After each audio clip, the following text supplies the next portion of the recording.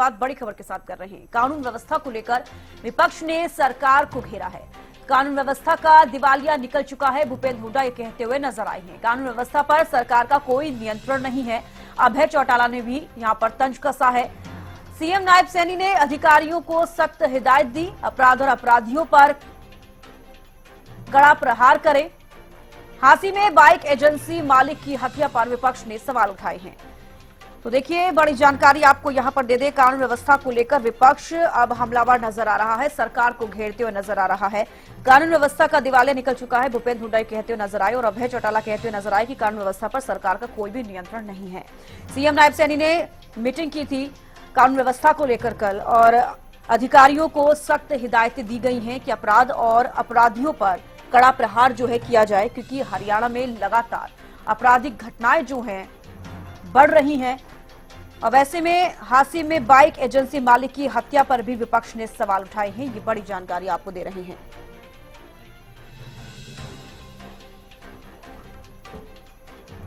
अमित वर्मा संवाददाता ज्यादा जानकारी के साथ जुड़े हैं। अमित, देखिए, हरियाणा के कानून व्यवस्था की बात की जाए तो कहीं ना कहीं चरमराती हुई नजर जरूर आ रही है, क्योंकि आपराधिक घटनाएं लगातार हरियाणा में बढ़ रही हैं।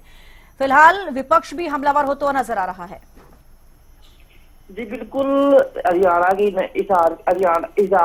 हिसार जिले के सहित पूरे हरियाणा में लगातार क्राइम की घटनाएं लगातार बढ़ रही है। और बात की जाए तो पिछले 15 दिन के अंदर यहाँ पर दूसरी ऐसी घटना हुई है जिस पर शोरूम के मालिक पर फायरिंग करके, पहले की बात करें पहले साल के 15 दिन पहले यहाँ पर शोरूम के मालिक पर 30 राउंड की फायरिंग करके मारने की कोशिश की गई थी, लेकिन अभी तक भी आरोपियों को नहीं पकड़ा जा सका है। लेकिन कल की बात की है तो बुधवार शाम को भी यहाँ पर हीरो एजेंसी के संचालक को लगभग 6 गोलियां मारकर मौके पर ही हत्या कर दी गई। हत्या का एक मामला सामने आया, क्योंकि जिस तरह आरोपी यहाँ पर आए थे, सबसे पहले आरोपियों ने शोरूम के बाहर रैकी की, जिसके बाद बाइक पर सवार होकर आए और अचानक गोली मार के फरार हो जाते हैं। और सबसे बड़ा सवाल उठता है कि गनमैन की लापरवाही बिल्कुल सामने आई है, क्योंकि यहाँ सरकार द्वारा पहले से ही यहाँ पर गनमैन दिया हुआ था, लेकिन गनमैन अंदर बैठा हुआ था और यहाँ पर गोली चलने के बाद उसने किसी प्रकार का कोई कदम नहीं उठाया, जिसके बाद गनमैन को भी सस्पेंड करने का पुलिस द्वारा सस्पेंड कर दिया गया है। और बात की जाए तो जो आस्ती की जनता है, व्यापारी हुए भी इकट्ठा हो चुके हैं और बड़ा प्रदर्शन करने की तैयारी चल रही है, क्योंकि अभी तक हिसार में दूसरी यह घटना, क्योंकि पहले हिसार की बात 15 दिन पहले यहाँ पर महिंद्रा शोरूम के मालिक के ऊपर फायरिंग करने का मामला सामने आया, जिसमें अभी तक पुलिस आरोपियों को नहीं पकड़ पाई है। और अब यहाँ पर शोरूम के एजेंसी के मालिक की हत्या करने के बाद आस्ती के व्यापारी पूरी तरह से इकट्ठे हो चुके हैं। जल्द से जल्द आरोपियों को गिरफ्तार करने की मांग हो चुकी है और कुछ लगभग 11 बजे के आसपास हीरो एजेंसी के संचालक का पोस्टमार्टम होना शुरू हो जाएगा। जी अमित, लेकिन बड़ा सवाल देखिए ये है कि कल की ये घटना है, अभी तक जो अपराधी हैं, जिन्होंने हत्या की है, उनके बारे में अभी तक कोई सुराग नहीं मिल पाया है। यहाँ पर पुलिस का फेलियर भी नजर आता है। जी बिल्कुल, 15 घंटे घटना का हो चुके हैं। यहाँ पर पुलिस की बात की जाए, यहाँ पर नाकामी बिल्कुल सामने आ रही है, क्योंकि जिस यहाँ पर घटना हुई, यह इलाका पोस्ट इलाका बना होता है। यहाँ पर काफी संख्या के अंदर पीसीआर और एसएचओ की गाड़ियां भी यहाँ पर गश्त करती रहती है। उसके बावजूद भी यहाँ पर ऐसी बड़ी घटना को अंजाम देकर आरोपियों को फरार होना एक पुलिस की नाकामी दर्शाता है। क्योंकि बात की जाए तो एक दिन दाड़े लगभग 6 बजे का आसपास है और अपने ही शोरूम के बाहर फोन पर शोरूम एजेंसी मालिक बात करेगा, अचानक से आरोपी आते हैं, लगभग 5 से 6 गोलियां की राउंड करके मौके पर उसकी गोली मार के मौके से फरार हो जाते हैं। आरोपी इतने आराम से फरार होते जाते हैं कि उन्होंने कोई काम ही नहीं किया, क्योंकि सबसे पहले 3 आरोपी शोरूम के बाहर आते हैं और चौथा आरोपी उनको जल्दी ले जाने के लिए बाइक पर सवार होकर अपनी बाइक स्टार्ट करता है और मौके पर 3 आरोपी गोली मार के मौके पर बाइक पर सवार होकर फरार हो जाते हैं। जिसके बाद पुलिस ने नाकेबंदी भी शुरू की, लेकिन अभी तक आरोपियों को कोई सुराग नहीं पकड़ पाया है। जिसके बाद व्यापारी संगठन अब धरना प्रदर्शन करने की चेतावनी दे रहा है, क्योंकि उनका साफ तौर पर कहना है कि लगातार व्यापारियों पर फिरौती मांगने और हत्या करने की लगातार घटना बढ़ रही है, जिसकी वजह से व्यापारी वर्ग अब यहाँ पर सुरक्षित महसूस नहीं कर रहा है, जिसको देखते हुए जल्द से जल्द आरोपियों को गिरफ्तार करने की मांग कर रहा है। जी चलिए, बेहद शुक्रिया हमारे साथ जुड़ने के लिए अमित, तमाम जानकारी देने के लिए। तो देखिए, बड़ा सवाल ये, कानून व्यवस्था को लेकर विपक्ष सरकार को घेरती हुई नजर आ रही है। हालांकि हरियाणा में लगातार आपराधिक घटनाएं बढ़ रही हैं। टेक्निकल एडिटर हमारे साथ फोन लाइन पर जुड़े हैं। अमित, देखिए, बड़ा सवाल हरियाणा में कानून व्यवस्था को लेकर खड़ा हो रहा है, क्योंकि लगातार आपराधिक घटनाएं बढ़ती नजर आ रही हैं। व्यापारी वर्ग जो है कहीं ना कहीं सुरक्षित नजर नहीं आ रहा है। अमित, सविता, देखिए, यह एक बड़ा सवाल है और लगातार यह सवाल उठ भी रहे हैं और इन्हीं सवालों के लिए ही कल मुख्यमंत्री ने खुद गृह विभाग की बैठक ली है जी। और देखिए एक के बाद एक बड़ी वारदातें सामने आई है।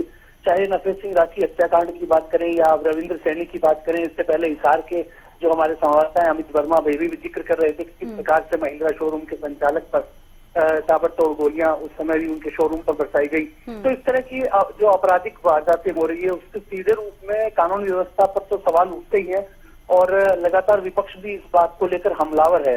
और देखिए अभी चुनाव में भी कुछ समय ही शेष है, करीब 100 दिन का समय है, तो ऐसे में निश्चित रूप से विपक्ष के पास एक बड़ा मुद्दा जो है वो कानून व्यवस्था का आ रहा है और पहले से ही वो इस बात को लेकर हमलावर है कि लगातार देखिए एक के बाद एक इस प्रकार की घटनाएं होना और चोरी और ये तो सामान्य सी घटनाएं लगातार होती ही रहती हैं, लेकिन इस प्रकार से बेखौफ बदमाशों का हो जाना और देखिए जो रविंद्र सैनी की हत्याकांड जो सामने आया है इसमें तो बदमाशों ने जिस प्रकार से नकाब भी नहीं लगा रखे थे, यानी कि वे बेखौफ थे और किस प्रकार से हत्या हुई है इनकी, और यह भी जांच का विषय रहेगा कि कौन लोग इसमें संलिप्त है, इनके साथ दुश्मनी थी। और सबसे अहम बात है कि जो अंगरक्षक दिया गया था या गनमैन दिया गया था वो भी मौके पर कुछ नहीं कर पाया, वो खड़ा देखता रह गया। तो ऐसे में सवाल तो निश्चित रूप से उठने लाजमी हैं। जी सविष्का। अब बिल्कुल कानून व्यवस्था पर तो सवाल उठ ही रहे हैं और जिस तरीके से आपराधिक घटना लगातार बढ़ रही है, लेकिन बड़ा सवाल ये कि सबसे ज्यादा जो निशाना बनाया जा रहा है वो व्यापारियों को ही बनाया जा रहा है और मौके पर ही उनकी मौत हो जाती है। ये भी एक बड़ा सवाल है कि बिल्कुल गुंजाइश नहीं छोड़ी जाती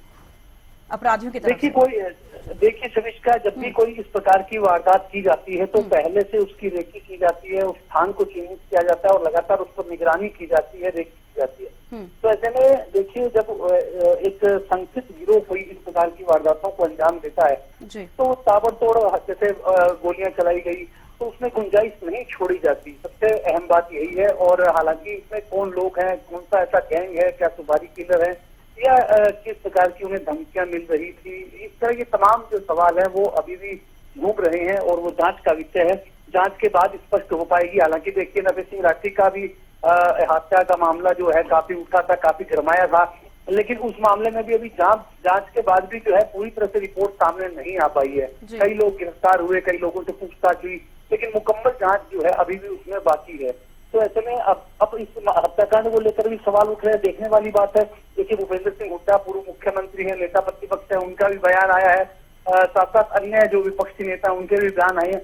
तो देखने वाली बात है इस मामले में सरकार आगे क्या कदम उठाती है, किस प्रकार से जांच करवाती है और जांच के बाद क्या कुछ सामने निकल कर आता है। जी बिल्कुल, हमें जिस तरीके से आपने बोला विपक्ष भी काफी सवाल उठाते हुए नजर आ रहा है। हालांकि लाजमी भी है क्योंकि बड़ा सवाल यहाँ पर हरियाणा के जो लोग हैं, जो निवासी हैं, उनकी सुरक्षा का यहाँ पर बड़ा सवाल है क्योंकि वो सुरक्षित नजर नहीं आ रहे हैं। कहीं ना कहीं सरकार को यहाँ पर कड़े कदम उठाने की भी बेहद जरूरत है। निश्चित रूप से देखिए कानून व्यवस्था जो है वो राज्य का मामला है और सबसे अहम बात है कि जब व्यापारी सुरक्षित नहीं होगा, आम आदमी सुरक्षित नहीं होगा, तो ऐसे वातावरण में कई तरह के सवाल उठते हैं। देखिए पहले ही नशाखोरी की बढ़ती आदतों के कारण कई छोटे मोटे अपराध तो आम ही हो चले हैं और ऐसे में अब यह बड़े इस प्रकार के अपराध पहले जो है हरियाणा में ऐसे अपराध नहीं दिखाई देते, लेकिन पिछले दिनों में इस प्रकार के संगठित गिरोह जो अपराध करते हैं, इस प्रकार की फायरिंग करना, खुलेआम गोलियां चलाना और किसी की जान ले लेना, तो इस प्रकार के जो मामले आ रहे हैं वो निश्चित रूप से पूरे व्यवस्था को कटघरे में लाते हैं, कानून व्यवस्था पर सवाल उठाते हैं और इन पर जो है लगाम लगाने की जरूरत है। ये अपराधी कहाँ से आए हैं, क्या ये पड़ोसी राज्यों से आए हैं या किस जगह से है और इनका कनेक्शन क्या है, और इस प्रकार की लगातार वारदातों का होना जो निश्चित रूप से कानून व्यवस्था पर सवाल उठाता। अब सरकार देखेगी कि किस प्रकार से ऐसे तत्वों पर लगाम लगाई जा सके। जी चलिए, बेहद शुक्रिया अमित हमारे साथ जुड़ने के लिए, तमाम जानकारी देने के लिए।